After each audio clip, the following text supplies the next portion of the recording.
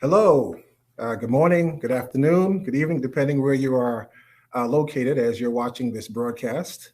My name is Jeffrey Blair, and I will be your facilitator for the day. And the theme of this event is called Paying It Forward, Paying It Forward for Future Generations, a progressive conversation on how to preserve our future. Again, my name is Jeffrey Blair, and I'll be facilitating. And I first want to thank the Remember the 400 Foundation for hosting this event and bringing this together, a much needed conversation during our Freedom Month. Make sure that you like and share this event with your family and friends. We hope that this will be a robust conversation with many voices and perspectives. And I want to make sure that I give people time to log on so that I want to make sure that we have as many people as possible participating. We want to get your questions, we want to get your comments, because we want to make sure that we have this to become a very fruitful conversation for all. So, without further ado, let me introduce our panelists that will be a part of this conversation. Charmaine Williams, and she's from the UK, and she worked for over 20 years serving the most vulnerable people within the community, providing social housing-related support, and supporting adults with disabilities. Charmaine is an expert in her field, now providing professional consultation and leadership to wider organizations as an independent director in health and social care. Welcome, Charmaine Williams. Thank you. Thank you for having me. Absolutely. I'm excited. Absolutely. Looking forward to the conversation. Yeah. Next, we have Dr. Kirk Jackson, is a top retina specialist and owner of Jackson Eye Care. A practicing, and make sure I'm pronouncing this correctly, vitreous retinal surgeon. Dr. Jackson has specialized in medical and surgical disease for the past 11 years. He offers 17 years of professional experience and knowledge in ophthalmology, as well as his success in clinical trials in various drug companies. Dr. Jackson has also collaborated with various community organizations to enrich the lives of the underserved in his community. He is the director of Remember the 400's Northeast branch. Welcome, Dr. Jackson. Thank you for being part of this discussion. Yes, definitely. Thank you for having me. I'm looking forward to it. All right. How did I do with those words? Is that okay? Those were close enough. Okay. All right. Close enough? All right, good. All right. Next, we have Deb Lavender. Lavender was raised in New England. In 1979, Lavender graduated from Marquette University in Milwaukee with a Bachelor of Science in Physical Therapy. She worked throughout her time in school to pay her tuition and living expenses. Soon after graduation, Lavender moved to St. Louis, where she has been a long-term resident. Lavender's political career began in 2006 as an intern for Missouri State Representative Barbara Frazier. She was unsuccessful in her first time race for state representative in 2008, and on her fourth try, she was elected to the State House of Representatives in 2014. Lavender served for 6 years in Missouri State House from 2015 until 2021. Welcome, Ms. Lavender. Thank you for being a part of this discussion. Thank you. I'm very honored to be here. Absolutely. Next, we have Dr. Zachary Kirk. Zachary, also known as the Zactivist, graduated from Mississippi State University. He became an educator and a book writer of Not So Gifted Cody and Really Big Problem. Zachary is a highly motivated writer, active Weight Watcher, and passionate activist, and is always seeking to work with organizations that inspire, motivate, and uplift. Both Zachary and his brand will forever focus on highlighting education, social activism, and wellness. Welcome, Dr. Kirk. Thank you for being a part of this discussion. Thank you so much for having me, and to everybody in the comments who are watching. I see you. Peace to you guys as well. I'm thankful that you're here, and I'm thankful to be here. Absolutely. And next we have Senator Bernard. And unfortunately, Senator Bernard, I don't have the bio for you. So can you just briefly introduce yourself to the panelists as well as our guest? Thank you very much, Mr. Blair. And I'm delighted to join this panel today. I'm joining you from my home in East Preston, Nova Scotia, which is in Eastern Canada. Nova Scotia is one of the Black lawless communities. My family has been in this country since the 1700s. I'm a social worker, have been for 45 years, a former social work educator, social justice advocate. I've been in the Senate as senator representing Nova Scotia for the past 6 years, but also representing people of African descent from across the country, advocating for issues that are really important and relevant to us. So I look forward to the conversation today. Oh, wow. Thank you. Thank you so much, Senator Bernard. And thank you to all our panelists again for being a part of the discussion. And thank you again, Member 400, President Doreen Simpson, for actually hosting and orchestrating this, during this month of Freedom Month. I know that before we actually went live, we were talking a little bit, say backstage, about just all the different events that were taking place in local areas. And so it's good for us to have this opportunity to kind of talk with one another and be able to express and as what's going on in your area. So whether we're talking about Canada, Nova Scotia, the UK and Great Britain, New York, New Jersey, Atlanta, St. Louis, it's so good to have this dissection of individuals and perspectives to come to the table. So thank you again for you guys being a part of it. Thank you, Member 400, for hosting this. And thank you for all of the individuals who are going to be watching this either live or in video. So a couple rules of the road. So a few things. As your facilitator, I'm going to be throwing out some questions. I may direct them to an individual, just a group in general, but I want this to be a dialogue, not just an interview. So as we hit on some of these topics, feel free to interject. Feel free to lend your opinions and even your questions to each other as well.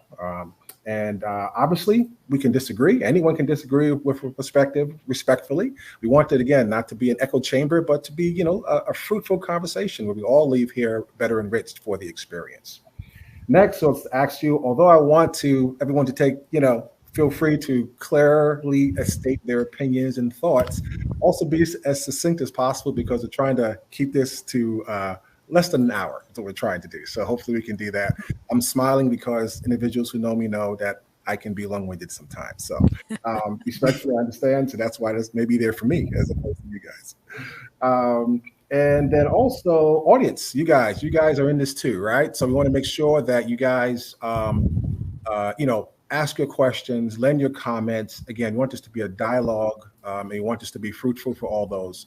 So thank you guys for attending and make sure that you get the most out of it by participating. So audience, feel free to ask your questions. All right. You guys ready to get started? Yes. Yes. All right. Okay, let's get started. We're going to touch a couple things. And I'll start with the first one. So first of all, let me start out by saying Happy Freedom Month to everybody. Happy Freedom Month. All right. So in about 2017 or so, as the world was preparing and acknowledging 2019 and the 400-year milestone of African Americans in the United States coming to the shores of Jamestown and Fort Monroe, the campaign for Global Freedom Month was born. As the preparatory research was being performed, it was realized that August, throughout the diaspora of Black people over the past 400 years, was so vitally important and relevant. Shadrach Porter and Remember the 400 Foundation has been leading this charge in acknowledging August as Freedom Month. Let me ask you, and start with Dr. Kirk. When did you first become aware of the campaign for Freedom Month? And what are your thoughts? Why is this important? Thank you for the question. I first became aware of Freedom Month about 2 years ago.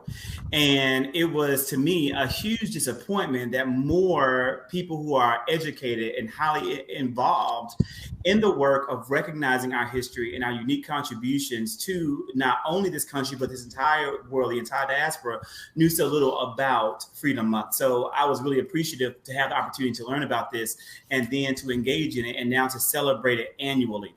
And I think that this is a need to increase the whole entire awareness of it and really make August as Freedom Month well known, and it never ends. We celebrate the contributions of people of color to this world 365 days a year, and every chance that we have to celebrate that, we need to take advantage of it. And I think, what was the second part of the question? Why is it important?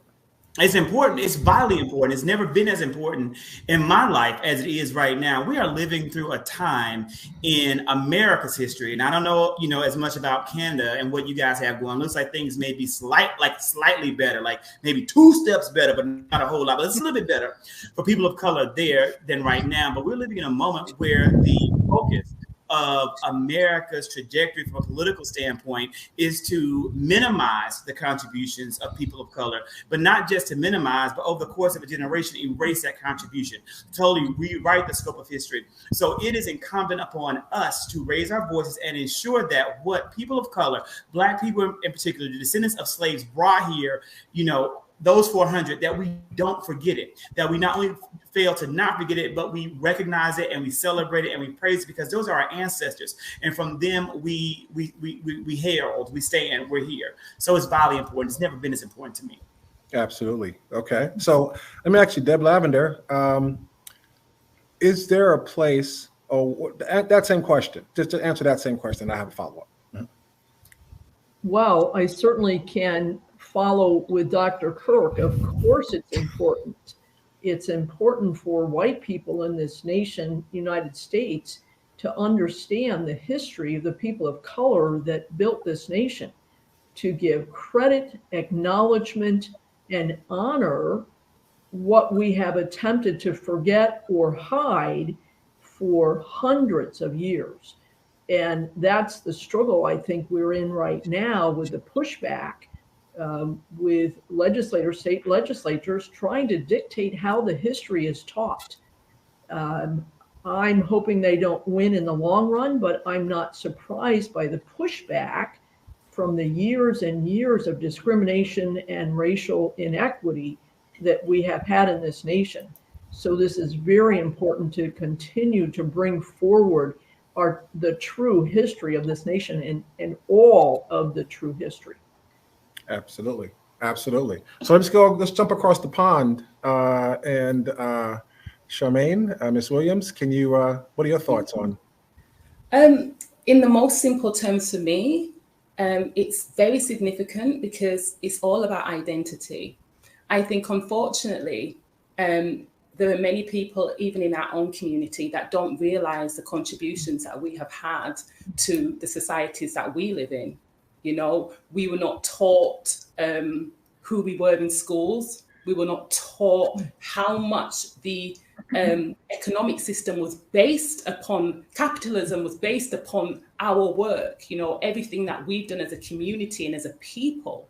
So I think at the most simplest terms, it's very, very important for us to understand ourselves, because I think when we understand our history, we'll be empowering, because we have contributed substantially to the growth of the Western world and the economy as it stands today. So the most simplest terms, is absolutely important for us to really understand where we fit in and why we really have the right to reside in the countries that we reside in, why we would call this place home. So. Absolutely. So Deb Lavender had referred to pushback, right? There's been recently in the United States, there's been pushback of what is being taught in the schools, and what type of information should our children be exposed to, the narrative of America. Like, do you understand what's that happening in the United States, and is that something similar happening in the UK? Well, the UK, England is the British Empire. It's the motherhood of colonialism and slavery and all of that oppression. It was the mothership of where all of this political systems and infrastructure was created, right? And so this is the source of where that came from. What was the question? What was the question? is the pushback, like, there has to be a lot of pushback in, when you try to talk about, not just Black children, but all children need to be exposed to a history and contributions of people of color. Is there pushback in the UK? There is lots of pushback in the UK. Even recently, the UK government did a report that they called the Landmark Report. And they reported in that report, and let me tell you, it's called the Landmark Diversity Report. And that was done in March 2021 in the UK. It's a 264-page report. And in that report, they said there is no evidence of institutional racism in the UK, and that the country is a model to the world on diversity. So that is the government in the UK. They have been pushing back, and they continue to push back. They do not acknowledge Emancipation Day. They do not acknowledge our contributions. There is lots of pushback. But, you know, there are the odd MPs in the UK. I would shout out David Lammy, who are pushing back and fighting and saying that's absolutely inaccurate, inappropriate, and does not represent the people that live in Great Britain today or throughout the UK. So, yeah. Oh, that's good. So I think it's important for us to kind of know what type of challenges each area is going through, which can be similar but also unique in some fashion. So thank you for sharing that. Senator Bernard, how about yourself? When did you become aware of August the Freedom Month campaign, and how has that been going in your area? I became aware of the August Freedom Month campaign probably soon after you launched it. Canada, of course, as you know, is one of your closest neighbors. Yeah. And I want to pick up on a comment, actually, that Dr. Kirk made at the beginning when he said that things may be a little bit better in Canada. The reality is that's what we've been taught for hundreds of years. That's the narrative that's been sold to us, that Canada was the promised land, that things were better for people of African descent in this country. The reality is totally different than that. We've had a campaign in this country for a number of years to even have Emancipation Day recognized. And it was only in 2021 that we finally got the federal government to acknowledge Emancipation Day here in Canada. So Emancipation Day, for those in the States and in the UK, can you describe that a little bit? What exactly is that based on?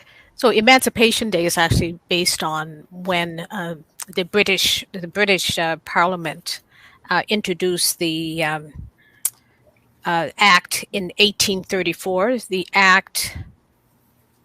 The Slavery Abolition Act was introduced by the British Empire on August 1st, 1833, and it came into force in 1834 in all of the colonies. And so Canada was one of the colonies that was affected by the legislation. So although slavery was abolished in all of the colonies in 1834, the enslavement of people of African descent took on a different institutional tone. And so slavery was abolished, but anti-Black racism was not. And in fact, many would argue, and I'm in that group of those who would argue, that anti-Black racism took root once slavery was officially abolished, because we continue to have legal segregation here in Canada as well as in the United States. And anti-Black racism flourishes even today. So, Dr. Jackson, as you heard, whether you're talking about the States, whether you're talking about the UK or Canada, there are challenges that we've had all throughout these past 400 years. When did you become aware of and part of the Remember the 400 campaign? And from this, talk a little bit about how valuable it is that we have this campaign, because based upon what we've heard so far. Certainly. So I was fortunate enough to be part of the initial formation of Remember the 400 and the committee that had actually gone down to Hampton, Virginia, to research that area, to set up the collaboration with the city of Hampton to commemorate the 400th anniversary of the first slave arriving to Hampton. And so in that, having the opportunity to actually be there when this conversation was taking place, it was interesting to me that it was something that, although I grew up in the American system, never really thought about August as Freedom Month, never really thought about August and its significance to our forefathers and to the descendants of slaves.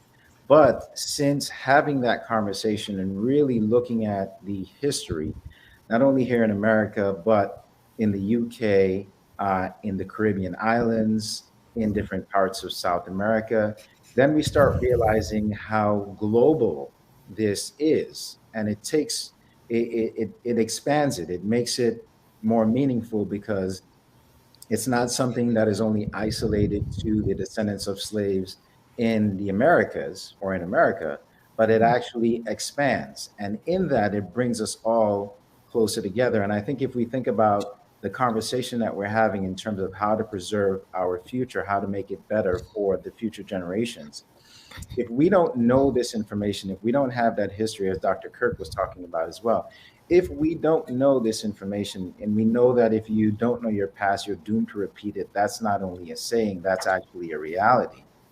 The more that we understand these things and the more that we bring it out so that not only the descendants of slaves have this information, but so that others have this information as well, because if it just stays in our community, then it's not as useful. We need to have a way to put this out so that even those that are pushing back against telling the true story of the true history of America and how instrumental we were in that, and not only the true history of America itself, because if you really think about it, as Charmaine pointed out as well, when you think about capitalism, capitalism really took root here in this country. If it was not for the backs of slaves, there was no way that America could have ever become an independent nation and become so extremely wealthy as it has, and pass that wealth on to the other European nations that supported slavery as well.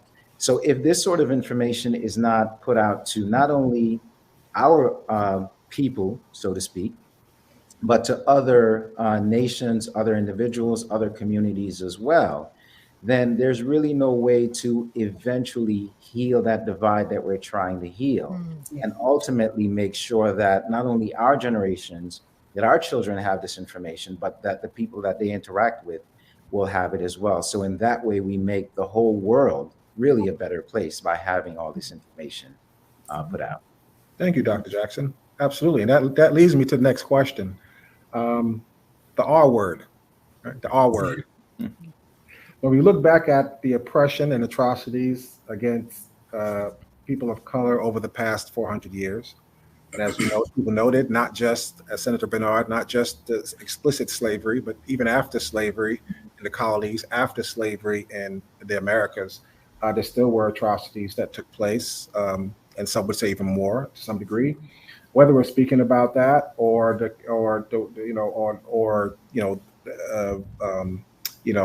Jim Crow laws and all the various things that took place, and some of those things even happening now, incarceration and criminal justice system, disparities in healthcare, all those various things. Should we be advocating for reparations? And what does that look like? Anybody can take that up. Let me jump on that to start the conversation about reparations. I believe that reparations are essential. And I believe that we should be looking at reparations very broadly. Most people, when they think about reparations, they only see dollar signs and, they begin and stop there. I think we need to look at reparations across the board. We need different levels of government, different organizations and institutions really looking inward to say, what mistakes have we made? How have we brought harm to people of African descent in this space? And what do we do about it? How do we repair the harm? And I see reparations as being a set of things that we can do, that we must do to repair the harm. If we're talking about really paying it forward for future generations, reparations are owed. Reparations are due. And we must work together and see this as a global issue. This isn't an American issue. This isn't a British issue. This isn't a Canadian issue. This is a global issue. And we need everyone on side marching forward together to address it. Absolutely. I agree so much, and I couldn't have said it better. You took the sentiments right out of my brain. Yes, reparations are owed, and it is a global issue.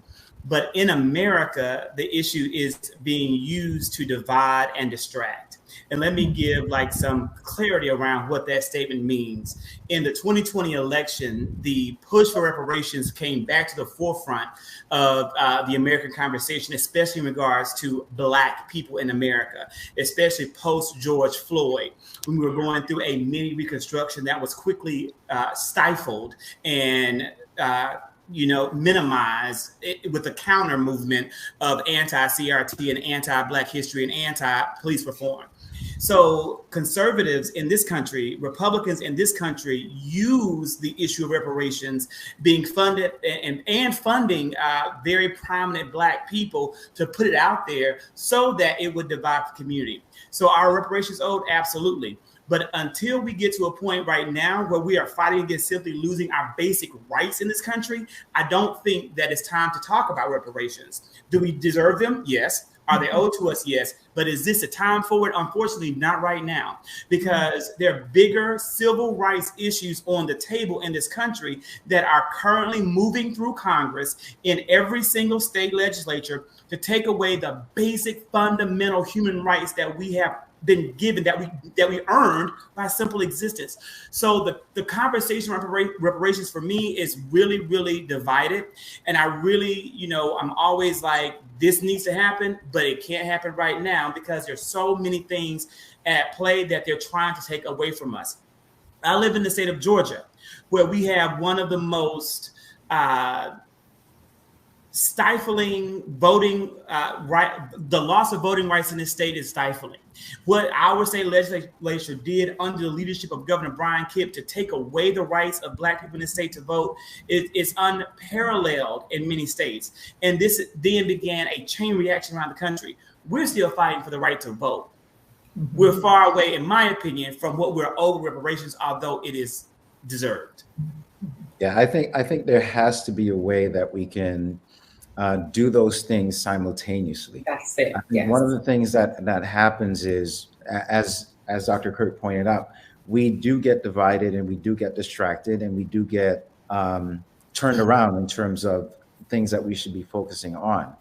And I think that we do have the ability, I think we have the power to be able to do those things at the same time. So where you have a state like Georgia, or the southern states, or the red states, however we want to define them here in this country, we have to have that structure, that organization that is able to enable us to keep those rights and fight for those rights that are trying to be taken away, but at the same time also approaching and continuing the fight in terms of the reparations aspect of things as well. Because I remember, over a decade ago, here in the Northeast in New Jersey, going to meetings that were specifically geared towards, talking about how to get reparations, how to go about that sort of thing.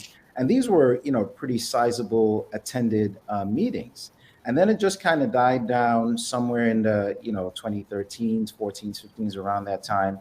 And as Dr. Kirk pointed out, it came back up again in the wake of George Floyd and all these things happening. Now, if we had the ability to really effectively continue that conversation, even from, the mid 2000s, and I'm sure it was there before that as well, we probably would be further along at this point. But once again, we get distracted and turned around in terms of, focusing on things that I wouldn't say is not important to us, but things that take our focus away from being able to do these things. So there has to be a way that we can simultaneously fight these wars on different fronts, have separate battles, so that we're not losing something while we're trying to, fight for and advocate and gain something else.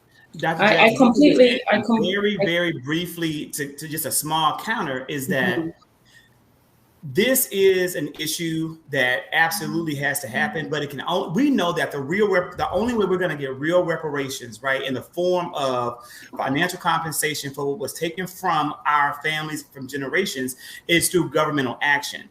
But we are living in a time when the United States government is literally allowing for the manufactured crisis of American public education. We don't even have enough teachers to teach our Black and brown students in our schools because the Republican Party of this country created a teacher crisis by attacking educators during the COVID-19 pandemic and thereafter, knowing that we would have this crisis, knowing that the children that would suffer will be Black and brown. So not only are we losing, we're possibly not only losing our voting rights, but now we're losing the right to an adequate, free, and fair public education. We couldn't even get our United States Congress to continue the free and reduced lunch for all students in the United States of America. We couldn't even get that passed. We have huge issues that have to happen. And so I agree with you. Two things can happen at one time. But the reality is, in this current political climate, I don't think that two things can happen. I believe that we have to hone in and focus hard on one thing at a time, what matters most at the moment, to then get to the bigger issue. And to me, right now, what matters in the moment is voting rights, is ensuring that every single American citizen is educated and is informed and is empowered and goes to that ballot in the 2022 midterms and force a change in the current control of power. Okay. And now I'm mute. That's okay. No, thank you. We want that. I agree with having to do it simultaneously, because as Senator Bernard said, this is we're children of diaspora, right? So we have this problem across the world amongst our people. Your priority and my priority could be completely different, although we want the goals and the outcomes to be the same. I also think there is enough of us and enough intelligence to do and to tackle these things simultaneously. Okay, so that's what I think. And just to give a bit of background on the UK, and this is history that we all, most of you probably do know. But there's this campaign that says, the UK is not innocent because, again, the British Empire. It was only in 2015 in the UK that our Treasury stopped paying the debt that was owed, that we've been paying through our taxes, which was 20 million, which were paid to slave owners. So that means I've been paying taxes for my freedom. My parents have been paying taxes for their freedom. My grandparents have been paying taxes for our freedom, because the quote unquote slave master and their generations have been paid up until 2015 in the UK. And they will say that this is one of the highest GDP payouts for the UK. So we're paying for these things through our taxes, and we didn't even realize that we were paying for these things through our taxes.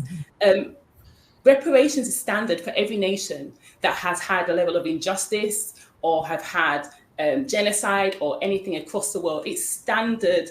It's a standard outcome. So I don't see why we as a people should not be talking about it and looking at ways that we should tackle it. And I do believe it's not all going to be in money. It's going to be in programs that we put together. You're going to have to look at the banks and say, okay, in the UK, certain banks, for example, that were built through, the slave trade. So when I put my money in that bank, maybe my interest rate should be higher. Maybe I should get a higher interest rate than others. I know that is all debatable, but what I'm saying is, and I know it probably wouldn't stand here in the UK, it wouldn't be an easy battle. But what I'm saying is, I don't think that we should not think about reparations. I think we can do it simultaneously, and we need to educate the people because we've been paying for our freedom. And if I can just piggyback off of that, Charmaine, I think one of those things that, as we're talking about in terms of voting rights and those sorts of things, isn't it interesting that here we are in 2022, Voting Rights Act was in 1965. And here we are fighting for the right to vote once again. This is something that can be part of that reparations process. And that's why I think it doesn't have to be, something that is individualized or taken separately. This is all part of the battle of reparations. When we talk about reparations, we're talking about repairing something, right? And I agree with Dr. Kirk completely, because one of the ways that we're going to be able to get to this end is through legislation, because they're really, we don't have an army that we can go out and, and fight for independence like was done in 1776, right? We can't do that against a country. The means, and one of the means that we have now is through the ballot. So yes, teaching about, voting and those sorts of things is pivotal. Because along with that, like you said, the education of our children, that's being attacked as well. And just basic human rights that we earned in being in this country are being attacked. But those are all parts of what can be the process and the under the umbrella of reparations as a whole. We think about a nation like Haiti, that was the first Western nation that actually was run by descendants of slaves, that actually fought and gained their freedom. And think about how these European nations caused that country to suffer as a result of being able to gain its freedom, right? That's an example. That is it's almost like Haiti was used as an example of what not to do in terms of fighting for your freedom, right? And I say that to say that this is not something that is isolated to us as a nation in America. It's not isolated to the UK. It is across the diaspora. And one of the things that we have to look at as well is what foundation are we going to sit on in terms of how we bring all these different descendants of slaves together? What's going to be the thing that's going to unite us, that's going to make us understand that we are one people just beyond slavery? I think we have to understand a little bit more about our history as well to be able to do those things. And then when we come together, we're not only fighting, we're not only fighting as Americans, we're not only fighting as Afro-Canadians or whatever, we are identified as in Canada. We're not only fighting as Afro-Brits or whatever we're identified as in Great Britain, but we are fighting as one, so that we don't feel like we're isolated, so that we don't feel like the fight that we're fighting is just, individualized to whatever country it is that we're in. And I think that would make it even more powerful. That would give us even more power in terms of being able to fight this battle on multiple fronts and not have that feeling and not have that sense of, we have to really laser focus in on this one thing before we can move on to something else. But when we are splintered, then it does lend to that, listen, we got to focus in on this one thing and get this fight done and then move on to the next fight. So I think there has to be a way that we can pull it all together. If I could jump in, I absolutely agree with that. And I would take it a step further and say, if we really think about reparations as the umbrella, that's the umbrella for people of African descent throughout the diaspora. And if we really work collectively to address all of these things, some of you have used the term things that we have earned. You're talking about things that our ancestors fought for. These weren't just given to us. Mm-hmm. We didn't just earn these. They were fought for. These were hard fought victories.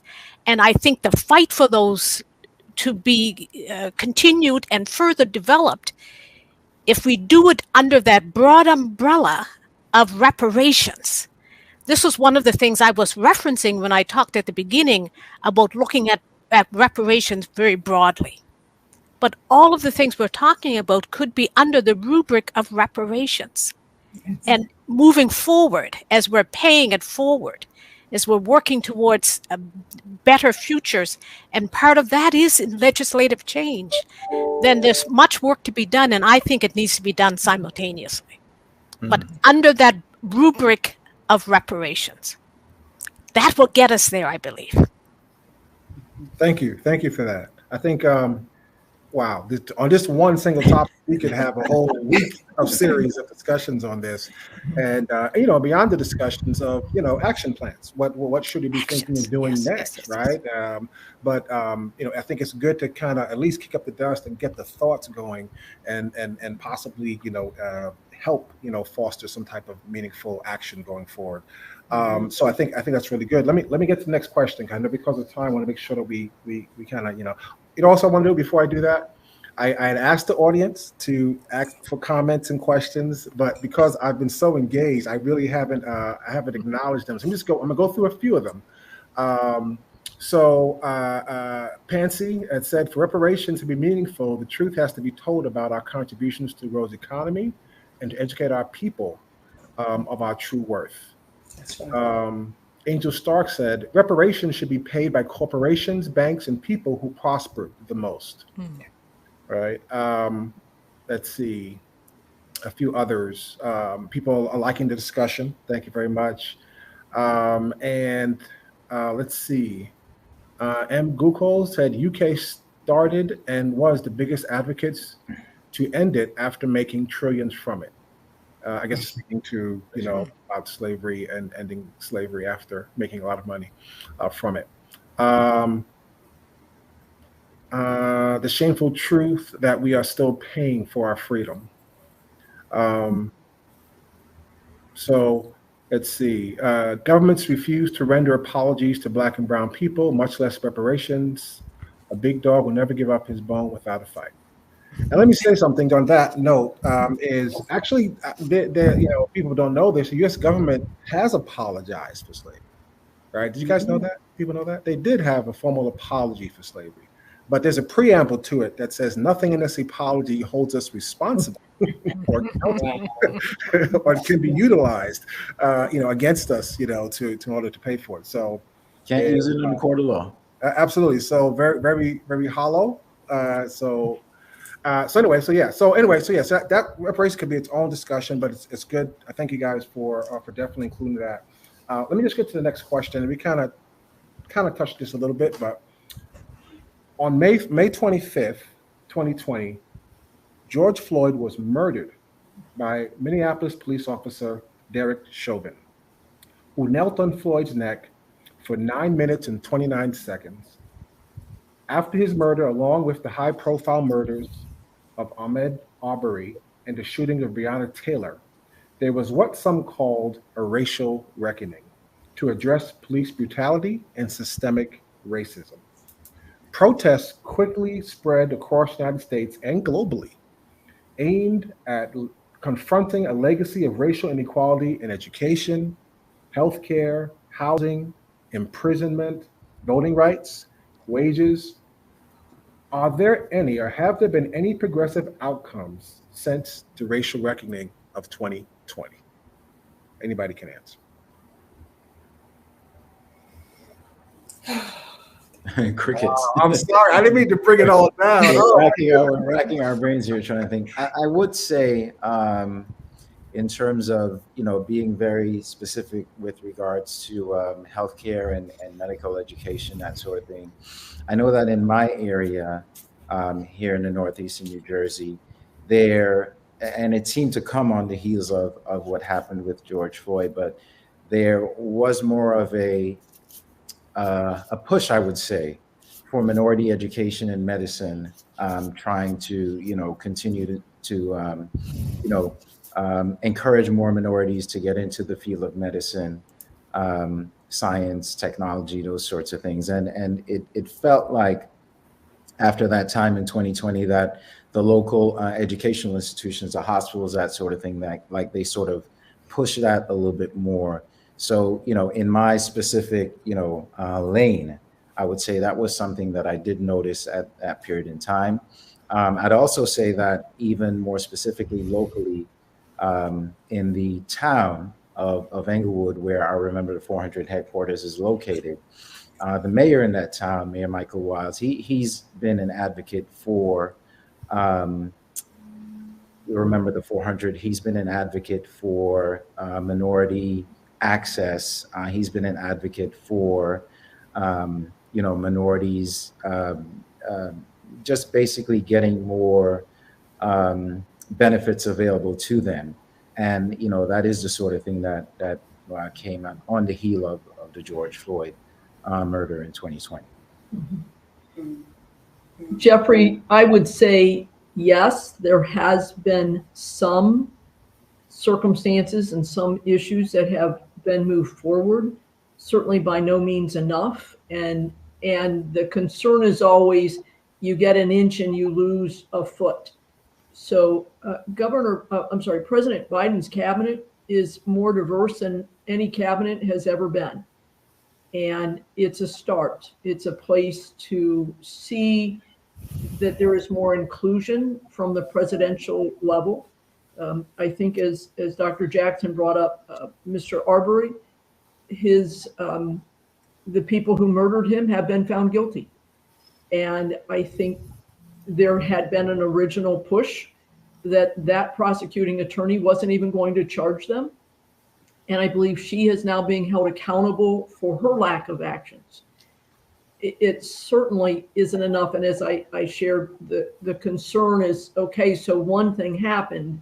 Are we going to be able to continue with that trend? So yes, some, certainly not enough, and maybe enough to get behind and keep moving it in that direction.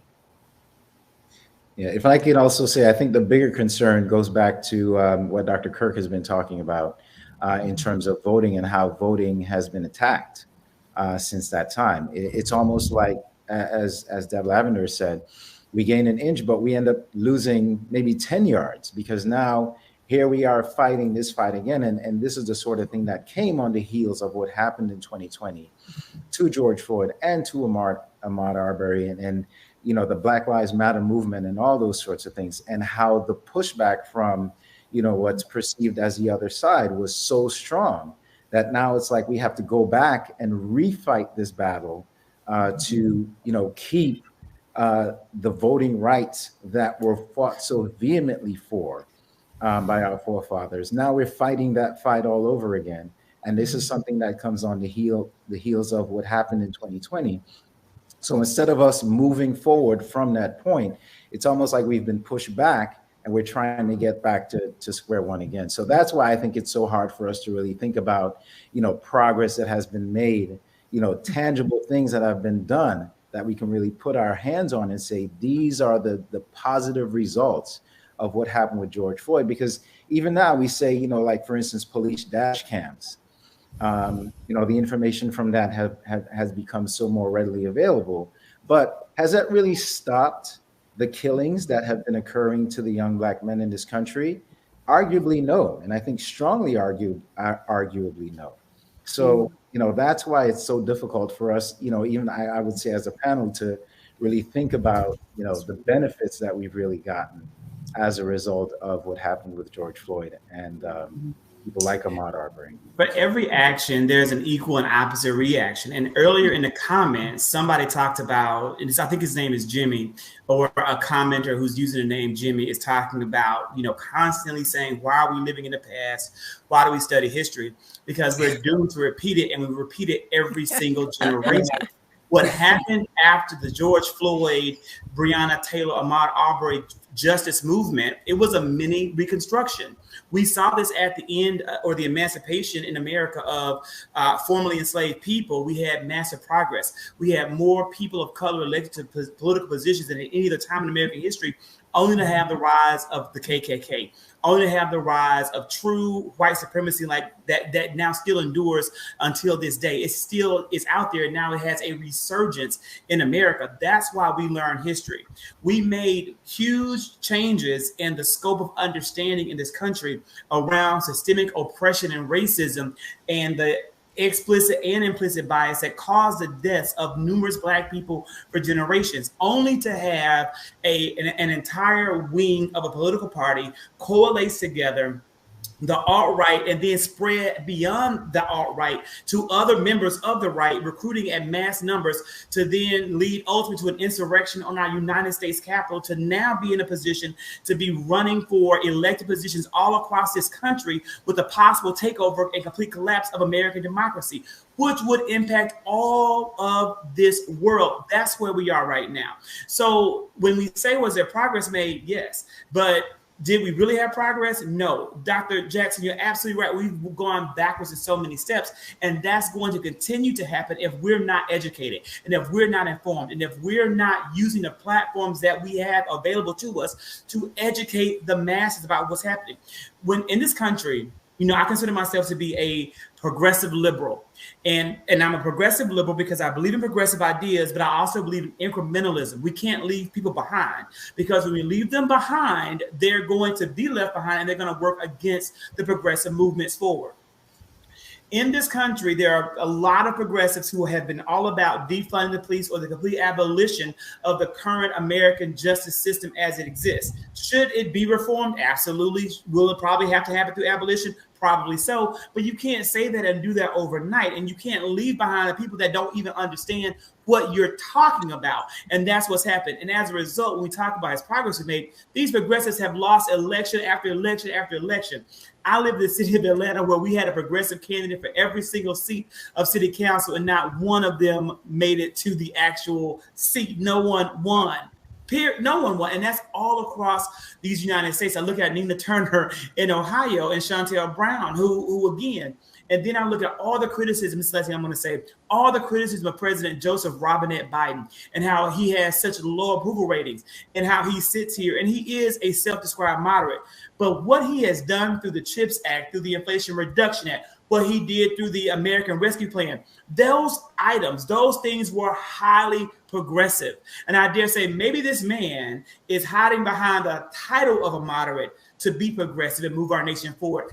That is a type of education I need more people to be aware of. Those are the things I need more people to know, because that's what's going to get us close to the end goal of reparations and true freedom and the absolute defeat of white supremacy in this country.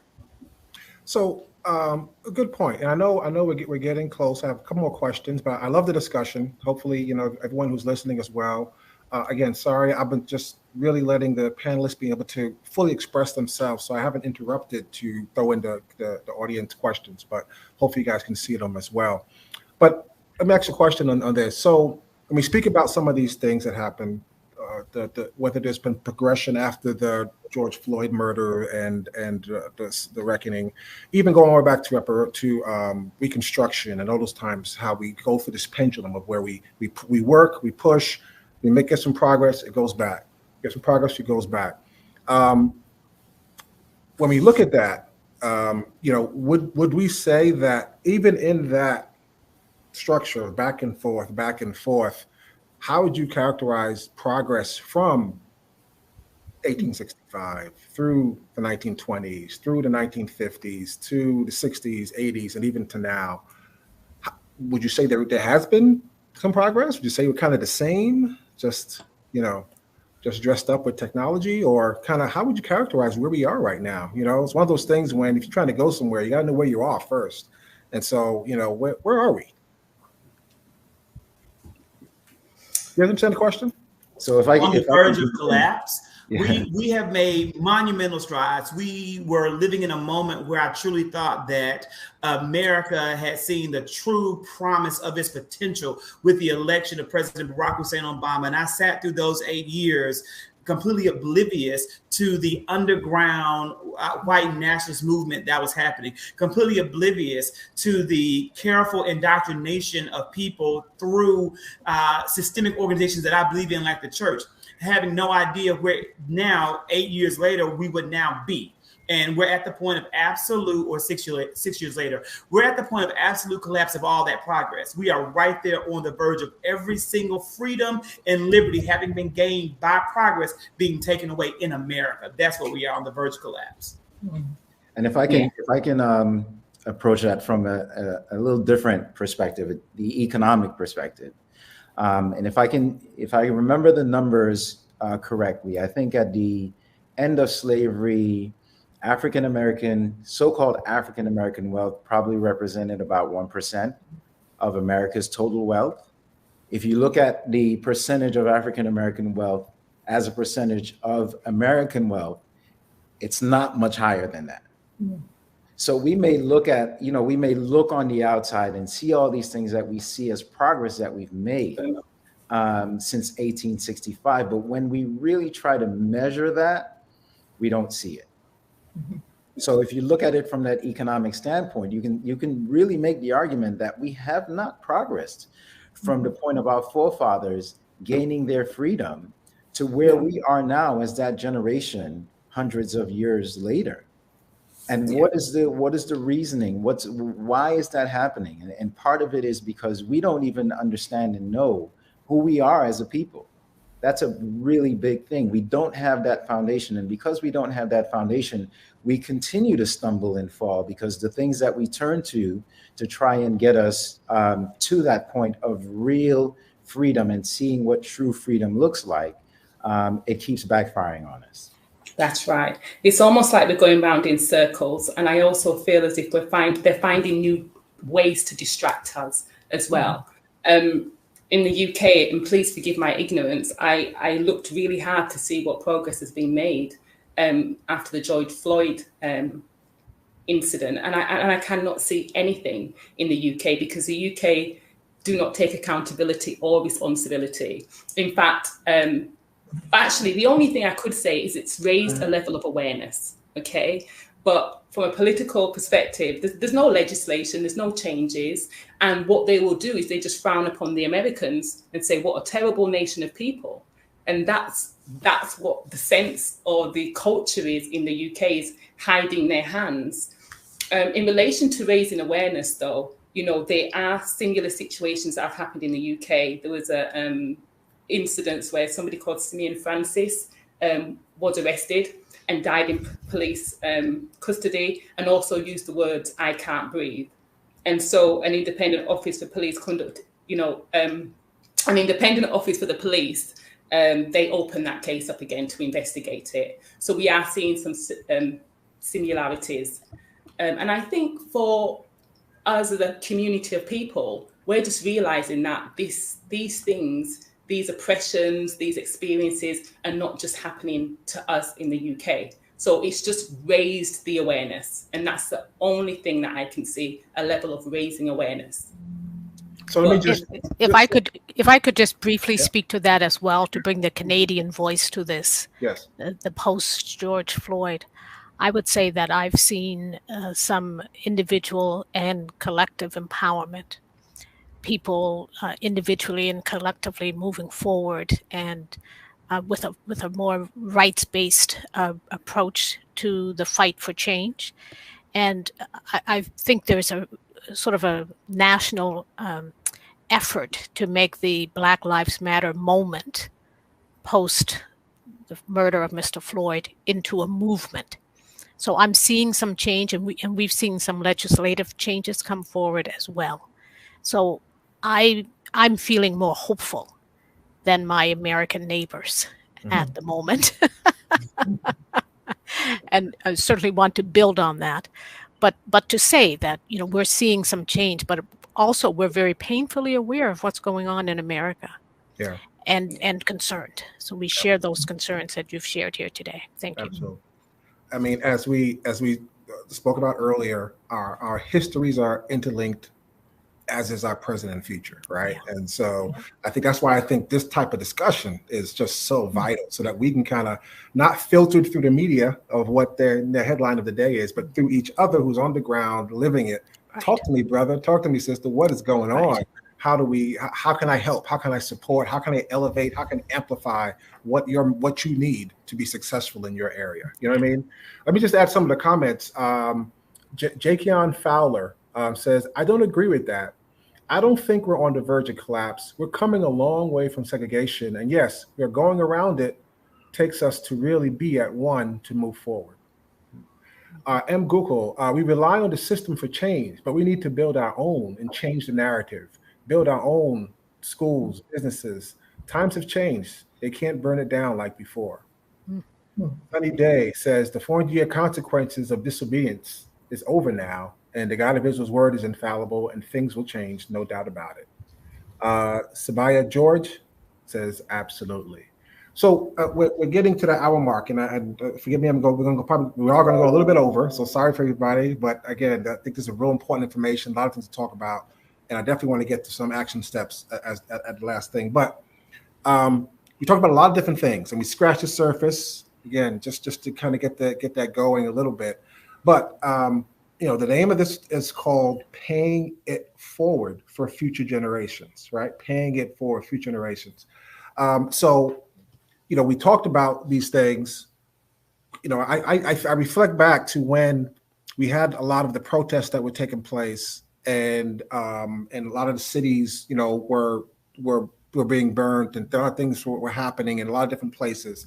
And you take pictures of what took place, in some of the cities. And again, I'm in St. Louis, Missouri. So Missouri and Ferguson, it's things that's happening here.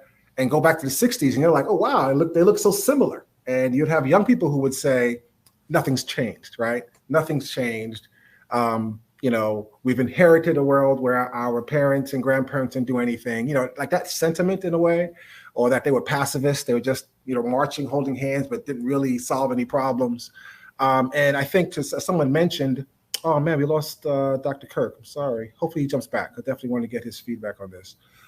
So as we're talking about, a lot of this has to do with, we're talking about, passing it on to the future. We're talking about passing on to our children, passing it on and making sure that they understand and are equipped to be able to fight the battles in the world that they inherit, as well as trying to have them inherit a world that's, as good as possible, right?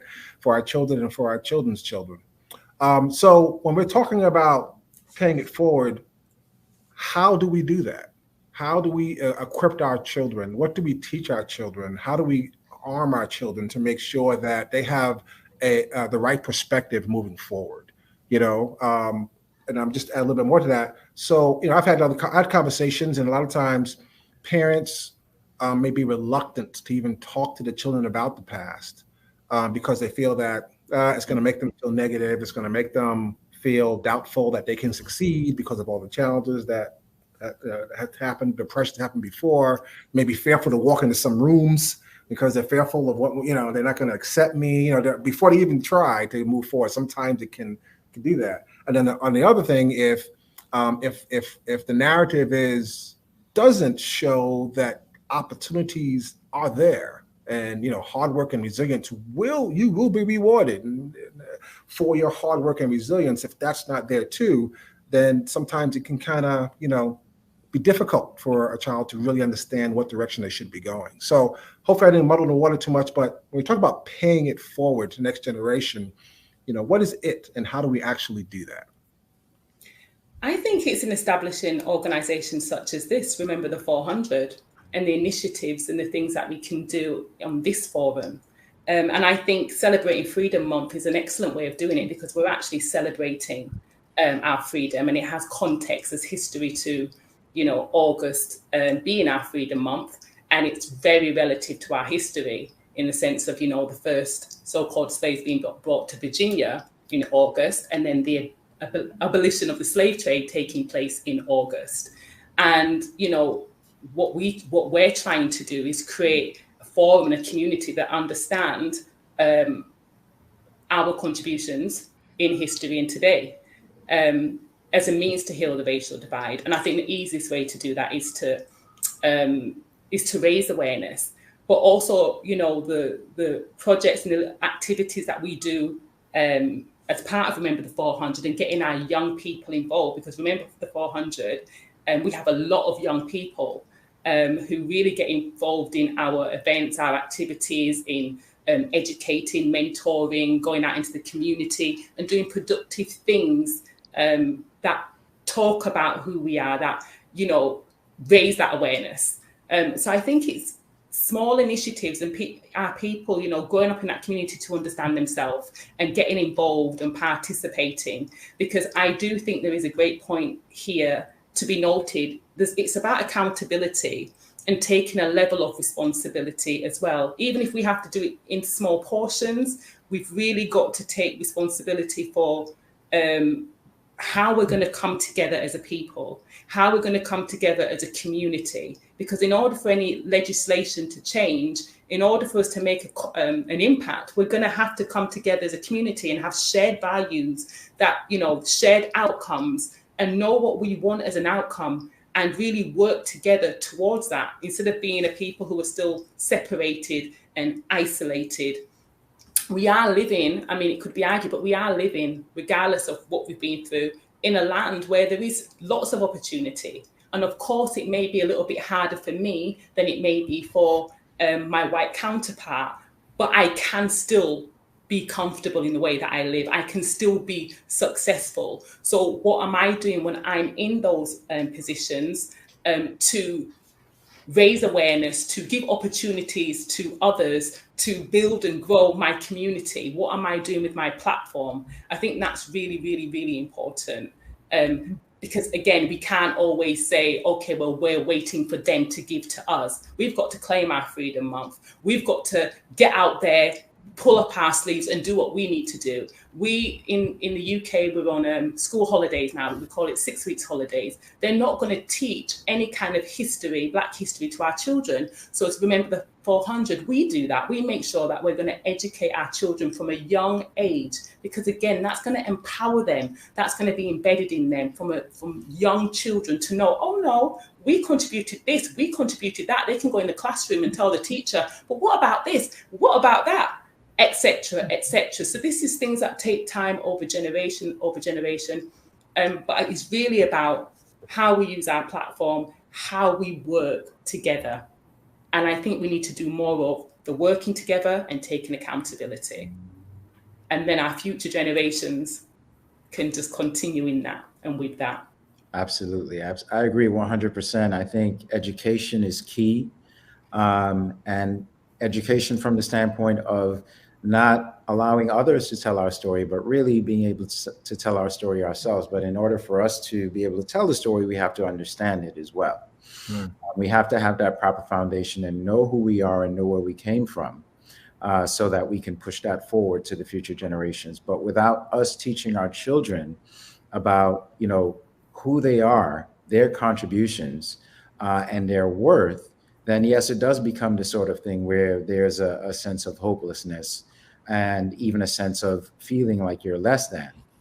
Because again, if it's the sort of thing that if we allow, it's one of those things, if the history is always told through the eyes of the oppressor, then those that are oppressed will always have that sense of feeling less than.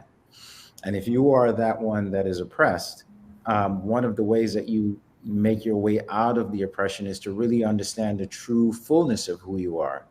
And I think by allowing our children to see that and allowing them to understand that, those are things that they can take with them when they do become adults to, make the society better for them. And again, I think it's the other aspect of the education is not only for us as the descendants of slaves, but for the society in general, that everyone needs to know this and to understand this. And this is where something like Remember the 400 is so pivotal, in the sense that we go out to the community in general, the society in general, and teach everyone about our history.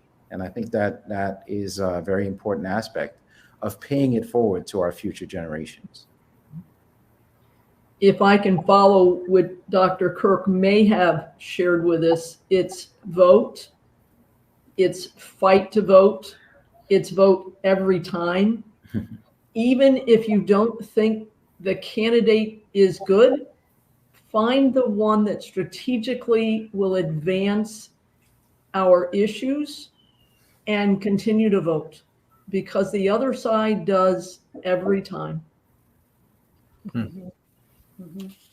I have a point on the vote thing, and I think yes, we it's good to vote in many circumstances, but I think the point is the fact that we should always have the right to vote, whether we choose not to vote or not. I should have the right to vote, and that's what I think is the key. Because many people say, well, you fought to vote, so now you should vote.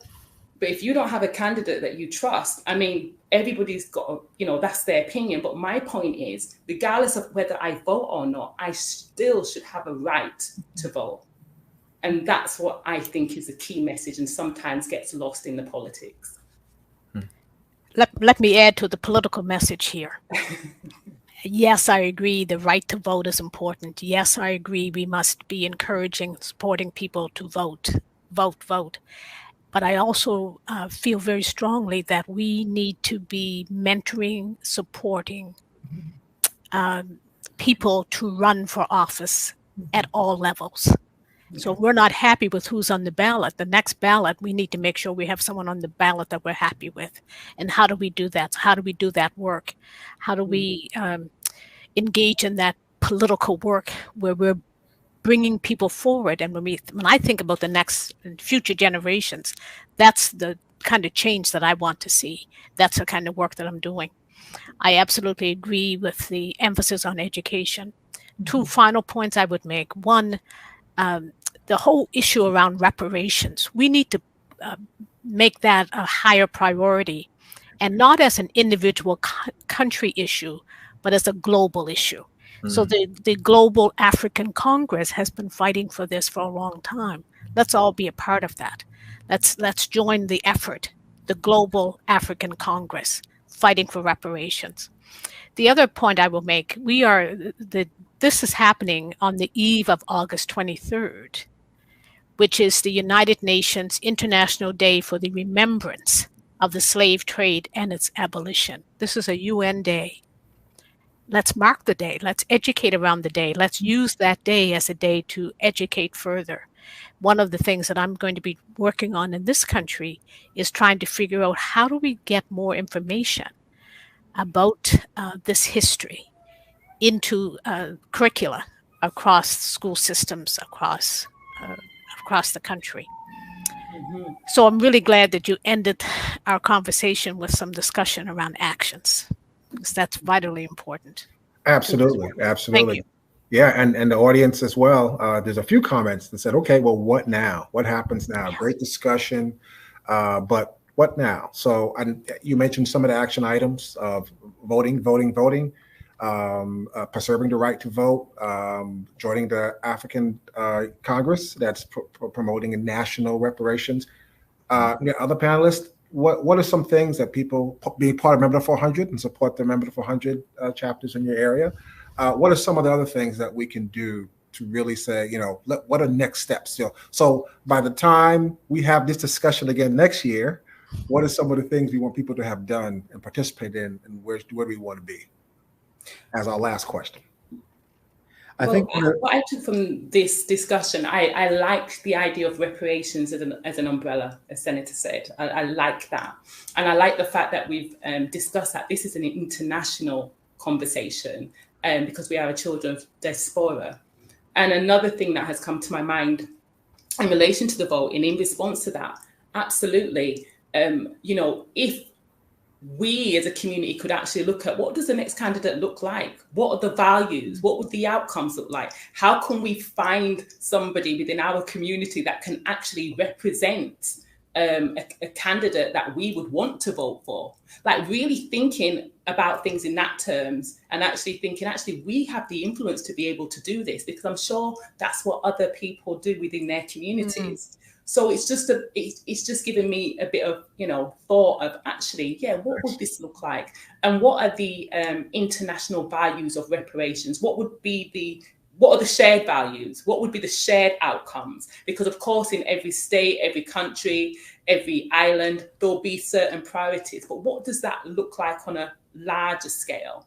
You see what I mean? Yeah. And I think it's a little bit also about scaling it down. In the UK, we have what we call Black History Month in October. And many years ago, the founder of Remember the 400, Elder Shadrock, he encouraged me and our community to kind of advocate that it be kept in August, because this August Freedom Month has been going on for a long time. But one thing we found is, Black History Month in October, in my view, is Pan-Africanism.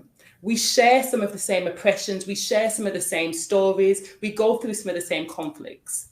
However, when we're talking about Freedom Month in August, that's a specific story about the transatlantic slave trade that happened to a particular nation of Black people that live in the UK, in the Americas, in the Caribbean. So I just sometimes think breaking that down too, because if you break it down into different parts, you can kind of see the moving parts rather than, we're all Black and we're all going through the same thing, because we're not. I don't believe we are. So I just think to continue the conversation and actually look at what our shared outcomes and values would be as a people and as a community, and the impact that we can have in changing things. So sorry to keep you guys so long. I know we're a little bit over time, but again, this is a great conversation. We already lost a couple panelists, unfortunately. Sorry about that. But Dr. Jackson, you want to give us some final words on how about making August, continuing the advocacy for making August Freedom Month, for signing the petition? I think that is an action item that is easily accomplished over the course of the next month or the next year. I think it's also interesting that August 23rd was mentioned, because remember the 400 in the Canada branch, actually on August 23rd is having the flag raising at the City Hall to commemorate that particular date. So, you know, again, the education aspect of this thing is so important, that we really not only teach ourselves and our children, but that we also teach the world about why it's so important that August be recognized as Freedom Month and all those things that happened during that period of time. And I think as we continue to educate our children, especially in our future generations, that will only empower them moving forward. Thank you so much, and well said. Thank you, Charmaine Williams. Thank you, Dr. Kirk Jackson. Thank you, Senator Bernard, and thank you for Zachary, Dr. Zachary Kirk, as well as Deb Lavender, who they had jumped off. But we're so thankful for this robust discussion. Hope you guys enjoyed yourself. Did you guys have fun? Absolutely. Yeah, yes. Definitely was good. I want to definitely do more of these.